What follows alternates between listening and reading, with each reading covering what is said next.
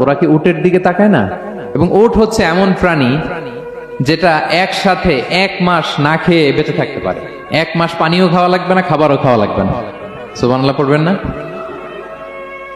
এট এ টাইমে একটা উট, প্রাপ্তবয়স্ক একটা উট একসাথে 200 লিটার পানি খেয়ে ফেলতে পারে। এবং উটের পেটের ভিতরে একটা স্পেশাল ওয়াটার চেম্বার আছে, ওই চেম্বারে রেখে দেয়, খেয়ে ওইটারে পাঠায় দেয় না ওদের কিডনিতে। 200 লিটার পানি একবারে খেয়ে স্পেশাল চেম্বারে রেখে দেয়, যখন লাগবে ওইখান থেকে নিয়ে নিয়ে বেঁচে থাকে।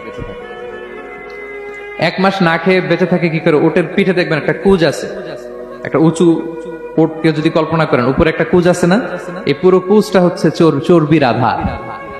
তো ওটের যখন খাবার থাকে না মরুভূমিতে, মাসের পর মাস যখন চলে, ওই চর্বি থেকে এনার্জি নিয়ে সে মরুভূমিতে চলে, সে না খেয়েও বাঁচতে পারে। আমাদের চোখের মধ্যে যেমনি একটা পাপড়ি, এরকম এক পাপড়ি দিয়ে উটকে আল্লাহ বানায় নাই, ডবল লেয়ারের পাপড়ি দিয়েছে, কারণ মরুভূমির মধ্যে চলতে